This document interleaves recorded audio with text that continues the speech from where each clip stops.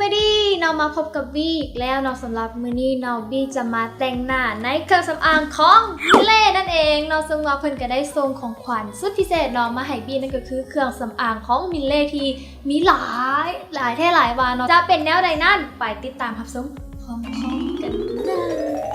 ทำอีกเลยเนาะวีจะลงเป็น Magic Oil Control Sunscreen มาเขาจะมาลงก่อนที่เขาสิไปแต่งหน้านั่นเองตัวนี้จะซอยป้องกันแสงแดดเนาะเบสของ Super Whitening Rose Baby Green นั่นเองตัวนี้เนาะจะเป็น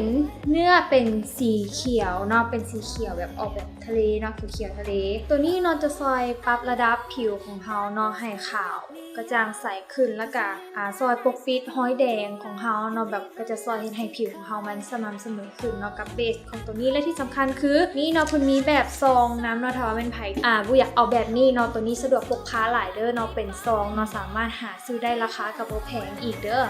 BB ครีมเนื้อแมตต์นั่นเองเนาะซึ่งว่าให้การปกปิดที่แบบบางเบาเนาะบ่ได้รู้สึกหนาจนเกินไปเนาะเดี๋ยวพี่ขอเทสแบบว่าลินๆเนาะลินๆหัวๆลองเบิ่งเนาะว่าสิปกปิดได้ส่ำใดเดี๋ยวพี่ขอเทสในมือเด้อ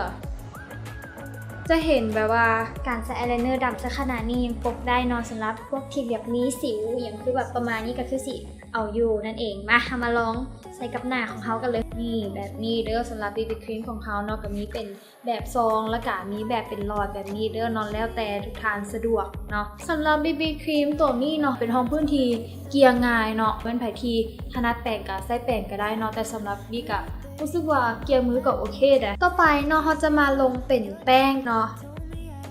สำหรับแป้งเนาะก็ให้ความบางเบาแล้วก็ปกปิดดีเลยที่สำคัญคือคุมมันตลอดวันอีกเนาะเพิ่นบอกว่า24ชั่วโมงเลยเดี๋ยวสิให้สังเกตเบิ่งว่าคุมมันและปกปิดความมันได้ส่ำใดเนาะอันนี้เห็นนะคะวิเหลื่อมๆเด้อเดี๋ยวมันจะหายไปบ่คุมมันอีหลีเนาะพี่มักเครื่องสำอางของมิเล่เนาะบอนที่ว่ามีกลิ่นหอมของกุหลาบเนาะทุกอันเลยให้ความรู้สึกว่าปลอดภัยเนาะเวลาที่ใส่รู้สึกคือแบบอยู่ในดงดอกกุหลาบอยู่ในดงดอกไม้ฟุ้งฟริ้ง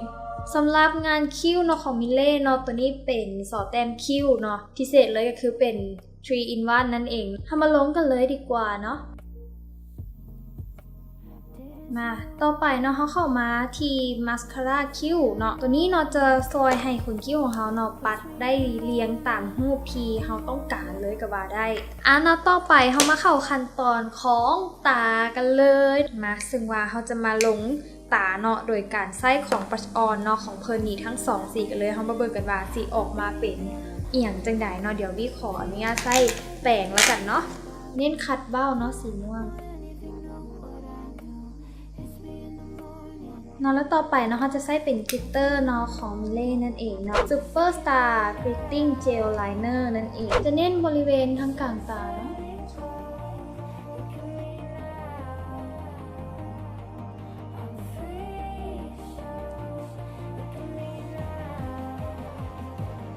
บิ๊กก็จะใช้เป็นซอประมาณนี้เนาะเพิ่มความเข้มเข้าไปขีดทั้งรุมเนาะของบี้จะเน้นตาจากเส้นตาทั้งต่างนี่เนาะแล้วบี้จะขีดสูดไปเลยเนาะเพื่อให้เบิ่งที่แบบว่าตาเนาะเงยขึ้นและต่อไปเนาะเขาจะมาใส่อายไลเนอร์นั่นเอง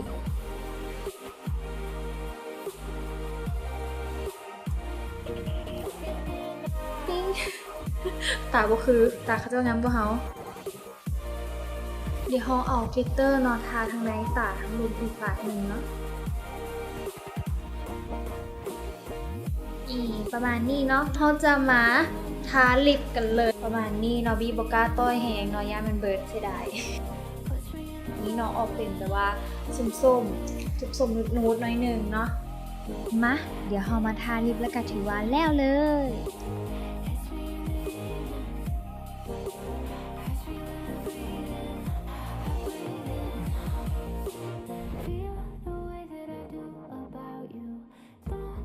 นี่เนาะเขาจะใช้เนื้อคุชชั่นเนาะในการเฮ็ดเป็นอายแชโดว์ของเขาเนาะซึ่งว่าเขาจะแตะใส่มือก่อนเด้อเนาะแล้วก็จึงเอามาทาเนาะบอนคัดเบ้าตาน้อยนึง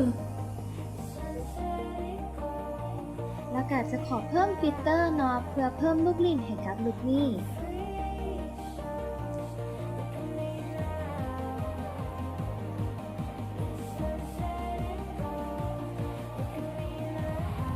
แล้วเนา นาะกับลุคที่2เนาะก็บ่ได้ต่างอย่างกันหลายเนาะเปลี่ยนแต่ทรงผมกับสุดซื่อๆเนาะแต่ก็เขาก็เปลี่ยนสีตากับสีลิปแล้วเด้ก็ถือว่าลุคที่2แล้วก็แล้วตัวเนาะก็ต้องขอเข้าใจเนาะกับเครื่องสำอางของมิเล่นั่นเองเนาะที่เพิ่นได้สนับสนุนและก็ส่งของขวัญที่พิเศษนี่เนาะให้บีก่อนปีใหม่นั่นเองก็ต้องขอขอบใจหลายๆเด้อเนาะทำเป็นไผเนาะที่อยากได้เครื่องสำอางของมิเล่เนาะเครื่องคุณภาพดีนำเข้าจากเกาหลีของแท้เลยเนาะก็สามารถติดตามได้เนาะเดี๋ยวบีจะฝากลิงก์ไว้ทางรูปนี้เลยละกันเนาะให้ไปซอกซื้อซอกหากันมาใส่เนาะค่ะเพราะว่าคักอีเนาะสำหรับเป็นไผเนาะที่อยากให้บีแต่งลุคใดต่อไปนี่ก็สามารถคอมเมนต์บอกบีได้เด้อแต่ว่าตอนนี้ขอตัวลาไปก่อนเด้อโอเคบ๊ายบาย